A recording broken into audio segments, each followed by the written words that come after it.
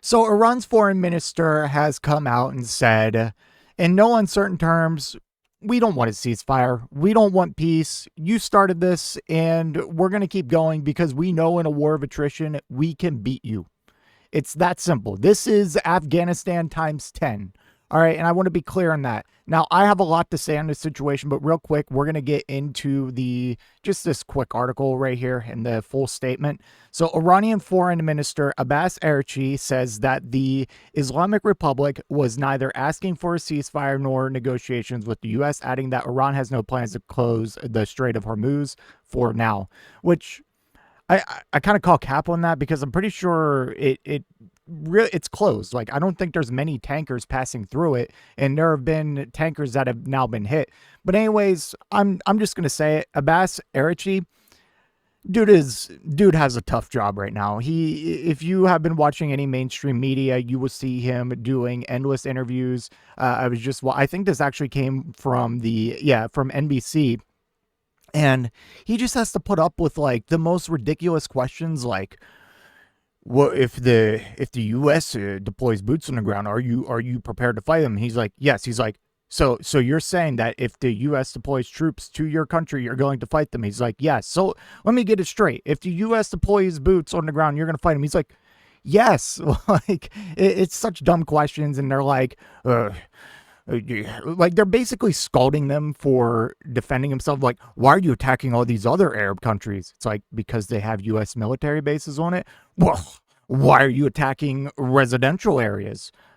Because they have U.S. military personnel. And it's so sick because they are fighting a defensive war that we started. But we'll get into that here in a moment. We are not asking for a ceasefire. We don't see any reason why we should negotiate with the U.S. We negotiated with them twice, and every time they attacked us in the middle of negotiations. And that's absolutely correct. That is 100% true. Speaking of the strategic Strait of Hormuz, Araghchi says, we have no intention to close it right now, but as the war continues, we will consider every scenario. I'd say for all intents and purposes, it's pretty much closed. So I don't really believe him on that one. But in both negotiations, we ended up bombing them while signaling behind the scenes that, like, hey, we're really close to a deal. One of the officials from Oman, the country that was hosting these negotiations, came out and said a few days before the strikes, like, hey, it's looking like they're really close to a deal.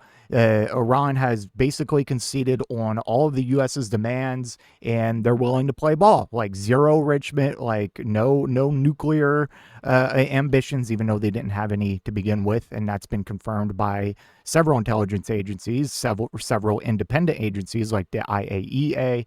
But yeah, like, why would you want to negotiate with us? Why would anyone ever want to negotiate with us ever again? Like, we ripped up the first agreement back in when Trump took office the first time. We attacked twice during negotiations while signaling behind the scenes that things were looking good. And we just torpedoed an unarmed Iranian ship that was supposed to participate in like some Navy exercise with India. Like, the U.S. was also there and they were invited. U.S. pulls out last moment and then torpedoes the ship, an unarmed ship, and torpedoes it, killing dozens of people.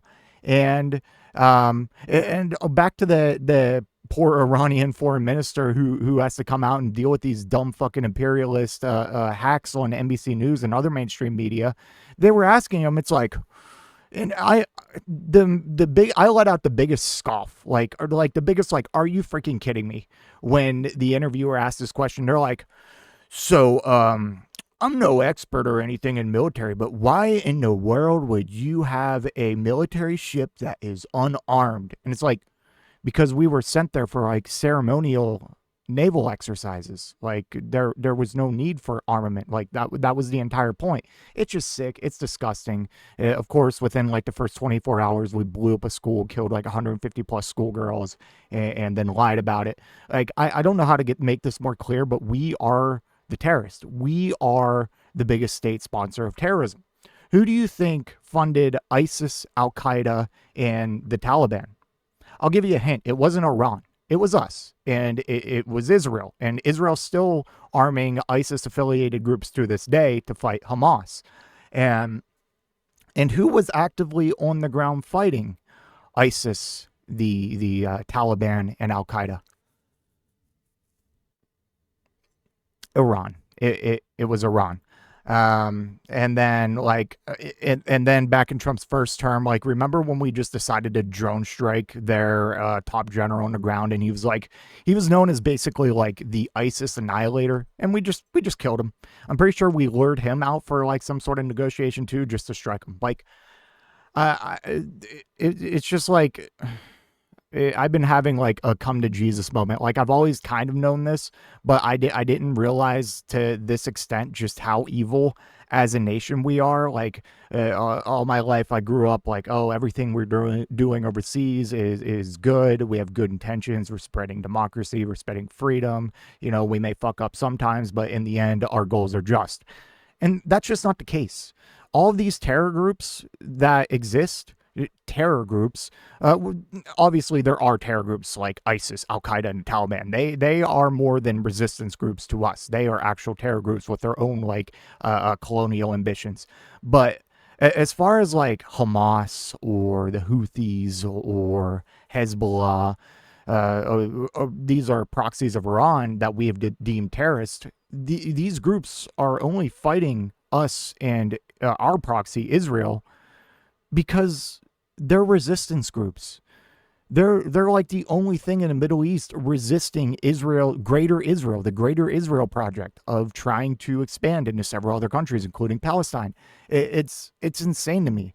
Like, all these groups, like, we don't comprehend that they exist because of us. I mean, maybe the State Department does and they just love war, but like, the American people need to realize that these groups exist because of us. Like, we would have the same groups in America if we were invaded. Like, if we weren't some superpower and we were just some country that, different countries could just bomb on a random Tuesday, we would have those same groups. We'd have motherfuckers fucking strapping bomb vests. Like, what are you talking about? I don't think people understand that we are dishing like terrorist attacks on them every day. Like weekly, we are bombing so many countries. Just on a random Tuesday, we'll bomb Nigeria, we'll bomb Somalia, level a village, kill a bunch of innocent people to kill like one bad guy. It's just, I'm not being very cohesive, and right now I'm just kind of rambling, but it's amazing just how much we've been fed propaganda our entire lives, and that, like, I don't know, man. It's just something that, and just seeing like the mainstream media and like our elected politicians say like how necessary this was, or how Iran was planning to attack us, even though our own intelligence said they weren't. It was just and just how we feel like we could dictate the policies of a nation thousands of miles away, and we do this all over the world, and we kidnapped the leader of Venezuela. We're blockading Cuba right now and starving them. Like, we are the bad guys, and I need to get that through to you. Anyways, let me know what you think in the comment section down below, and I will see you in the next one. If you made it to this point in the video, I just want to give a special thank you. If you enjoyed it, please hit that like button down below, and if you really enjoyed it, maybe consider hitting that subscribe button while you're down there. I want to hear your thoughts in the comment section. I will try to reply to any and all comments that I can. Until next time, watch that video on screen.